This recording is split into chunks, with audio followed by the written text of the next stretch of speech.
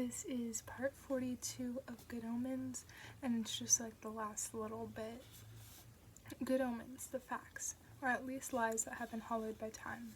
Once upon a time, Neil Gaiman wrote half a short story. He didn't know how it ended.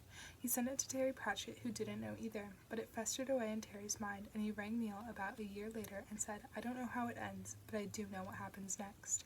The first draft took about 2 months, the second draft took about 6 months. Quite why, we don't know, but it did include explaining the jokes to the American publishers. What was it like working with Neil Gaiman / Terry Pratchett? You have to remember, you see, that in those days Neil Gaiman was barely Neil Gaiman and Terry Pratchett was only just Terry Pratchett. They'd known one another for years, Neil having done an interview with Terry in 1985 after the first Discworld book came out. Look, it wasn't a big deal, okay? At no point in the whole thing did either of them say to the other, "Wow, I can't believe I'm working with you." How did you write it? Mostly by shouting excitedly at one another down the phone a couple of times a day for 2 months and sending a disc off to the other guy several times a week. There were attempts towards the end of the writing process at machine-to-machine communication via 375 baud modems, but as a means of communication, this turned out to be slightly less efficient than underwater yodeling. Neil was mostly nocturnal back then, so he'd get up in the early afternoon and see the flashing red light on his insasophone, which would mean there would be a message from Terry that would usually begin with, get up, you bastard, I've just written a good bit." And then the first phone call of the day would happen, when Terry would read Neil what he'd written that morning, and Neil would read Terry what he'd written much earlier that morning. Then they'd talk excitedly at each other, and it would be a race to get to the next good bit before the other guy. So is that why there's an saxophone in the story? Probably. It was a long time ago, you know? Who wrote what bit? Another tricky one. As the official keeper of the one true copy, Terry physically wrote more of draft 1 than Neil. But if 2,000 words are written down after a lot of excited shouting, it's a moot point whose words they were. And in any case, as a matter of honor, both of them rewrote and footnoted the other guy's stuff, and both can write passably as the other one's style. The Agnes Nutter scenes and the kids mostly originated with Terry. The Four Horsemen and anything that involved maggots started with Neil. Neil had most influence on the opening, Terry on the ending. Apart from that, they just shouted excitedly a lot. The point they both realized the text had wandered into its own world was in the basement of old Gollanc's books, where they'd got together to proofread the final copy, and Neil congratulated Terry on a line that Terry knew he hadn't written, and Neil was certain he hadn't written either. They both privately suspected that at some point the book had started to generate text on its own, but neither of them will actually admit this publicly for fear of being thought odd. Why did you write it? It seemed a shame not to. Besides, not writing it would mean that generations of readers would not have a book that could be dropped regularly in the bath. Why isn't there a sequel? We played around with ideas, but we could never work up the enthusiasm. Besides, we wanted to do other things, and some of those ideas probably ended up bent to a different shape in the works of both of us. Recently, though, we've both been wondering if Never Again is set in stone, so there might be a sequel one day. Maybe, perhaps, who knows? We don't.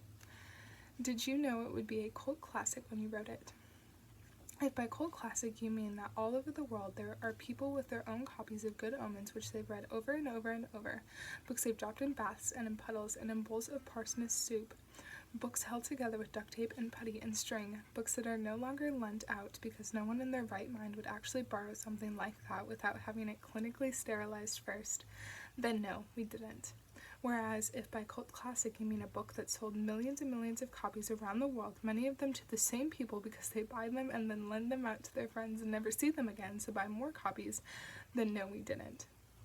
Actually, it doesn't really matter what definition of cult classic you use. We didn't think we were writing one. We were writing a book we thought was funny, and we were trying to make each other laugh. We weren't even sure that anyone would actually want to publish it. Oh, come on, you're Neil Gaiman and Terry Pratchett.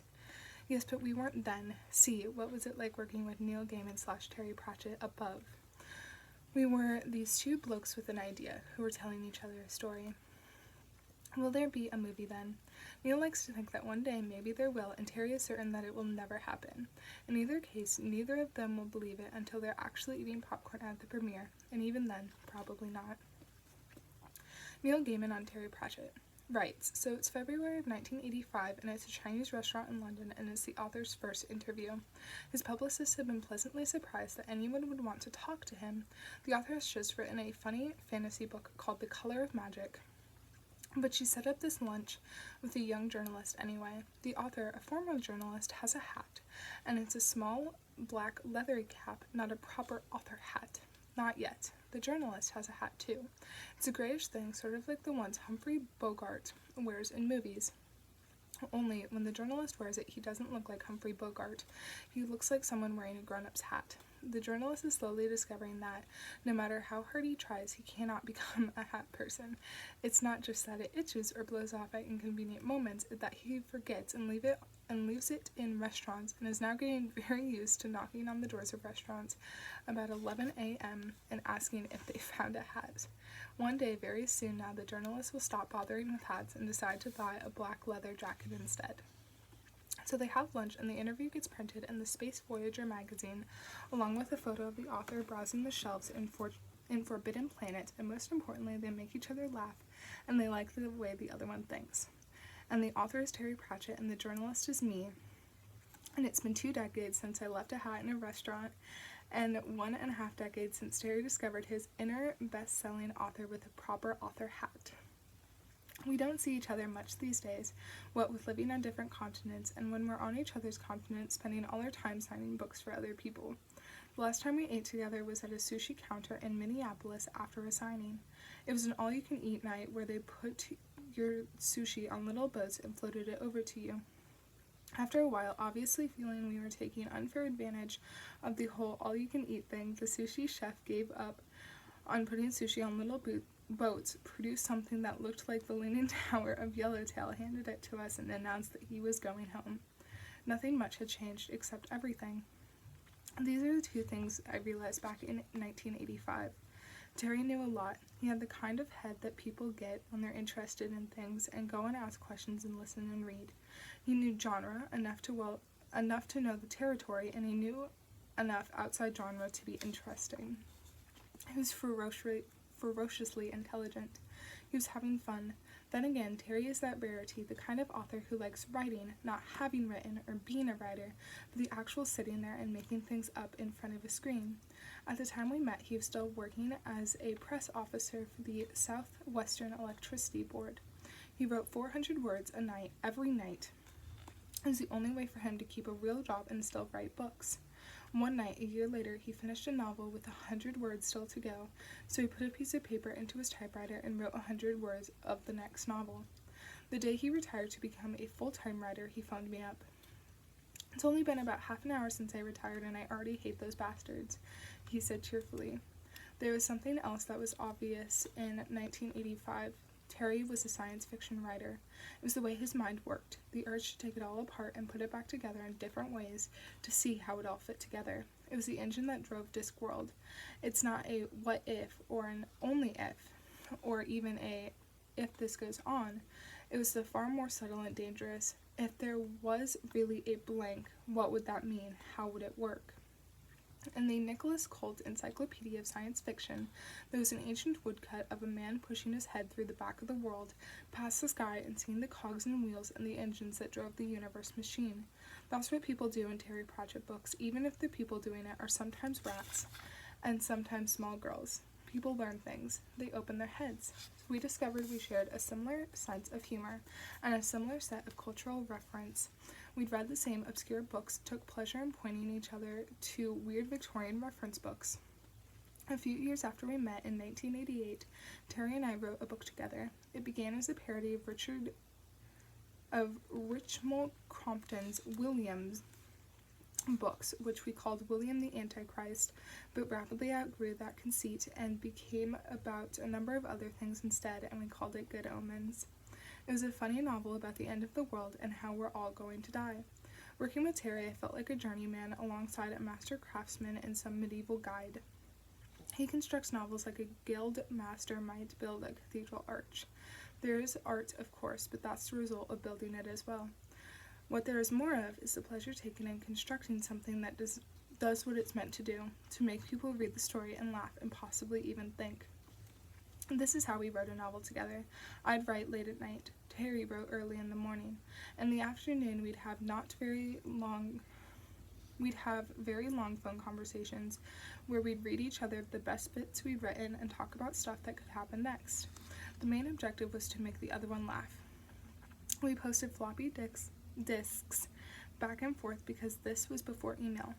There was one night when we tried using a modem to send some text across the country at 375 speeds directly from computer to computer because if email had been invented back then, nobody had told us about it. We managed it too, but the post was faster. Terry had been writing professionally for a very long time, honing his craft, getting quietly better and better. The biggest problem he faces is the problem of excellence. He makes it look easy. This can be a problem. The public doesn't know where the craft lies. It's wiser to make it look hard than it is, a lesson all jugglers learn. In the early days, the reviewers compared him to the late Douglas Adams, but then Terry went on to write books as enthusiastically as Douglas avoided writing them. And now, if there is any comparison to be made of anything from the formal rules of a Pratchett novel to the sheer prolific fecundity of the man, it might be to P.J. Wodehouse. But mostly newspapers, magazines, and critics do not compare him to anyone. He exists in a blind spot with 2 strikes against him. He writes funny books in a world in which funny is synonymous with trivial, and they are fantasies, or more precisely, they are set on the Discworld, a flat world which rests on the back of 4 elephants who in turn stand on the back of a turtle, heading off through space.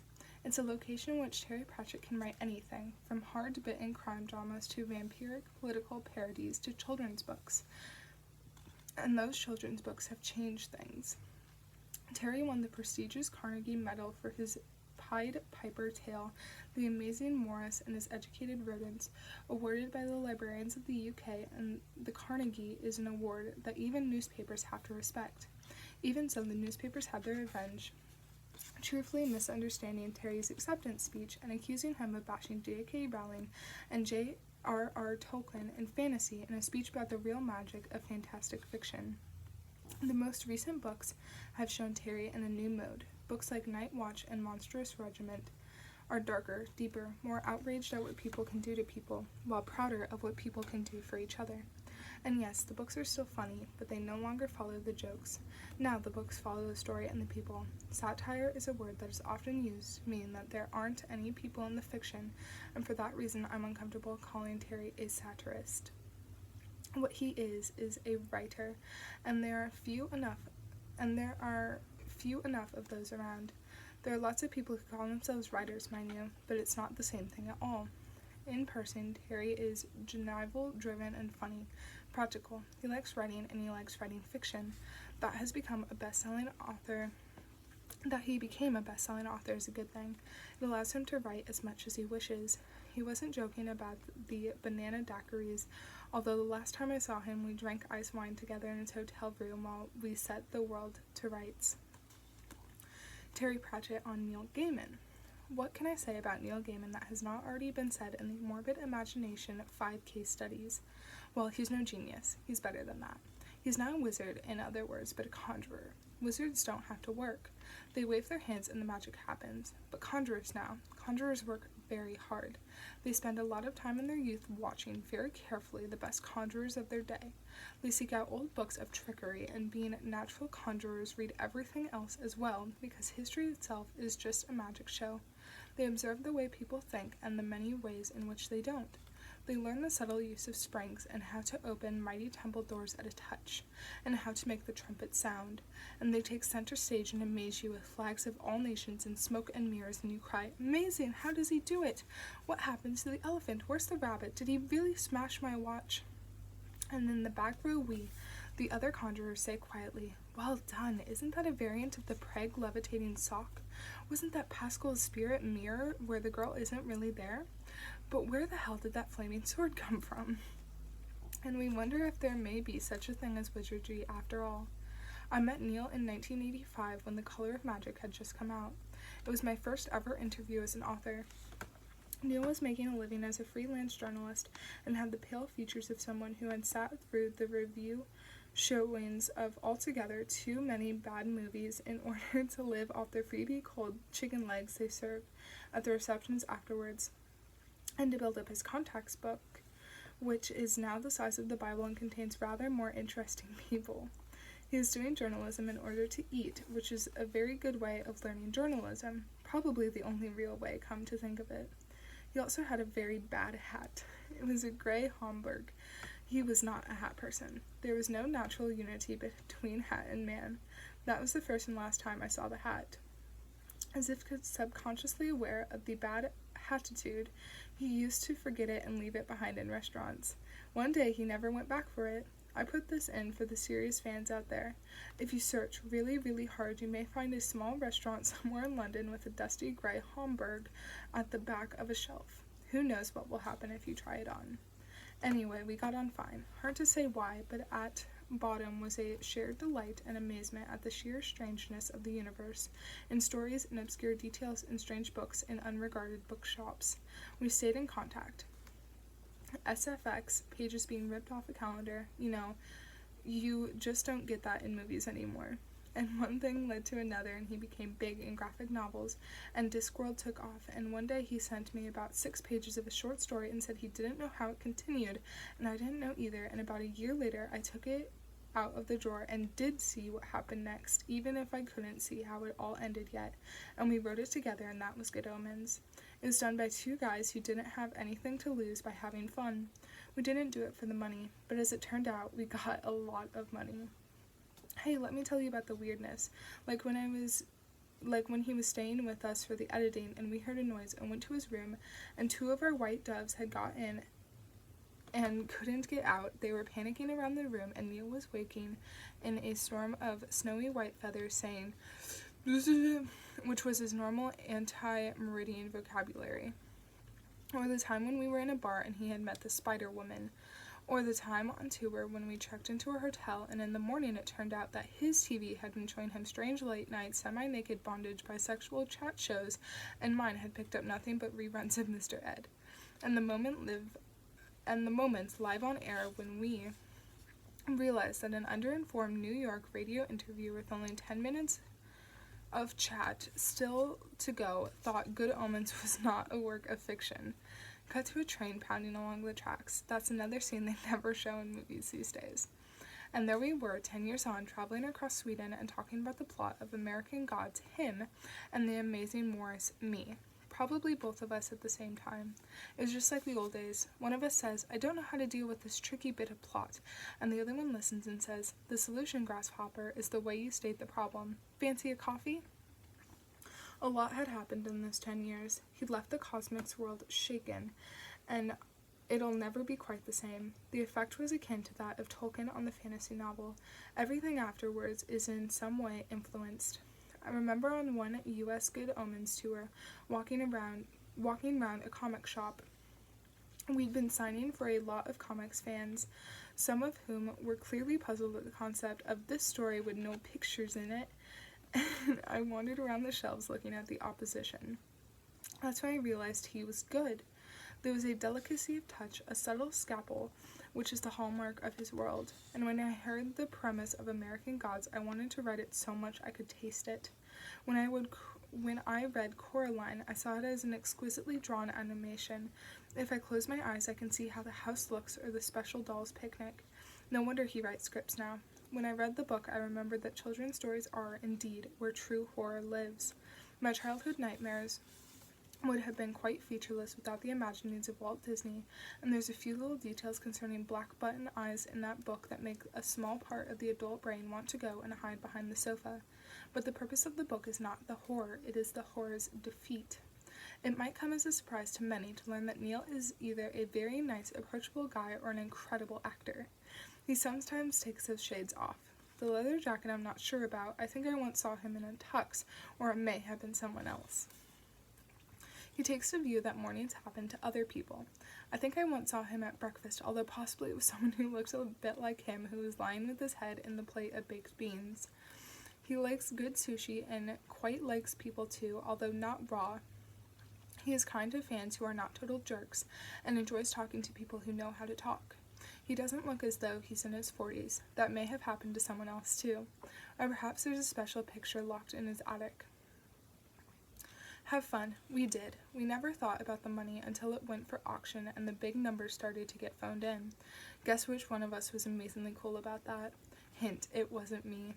P.S. He really likes it if you ask him to sign your battered, treasured copy of Good Omens that has been dropped in the tub at least once and is now held together with very yellowing transparent tape. You know the one.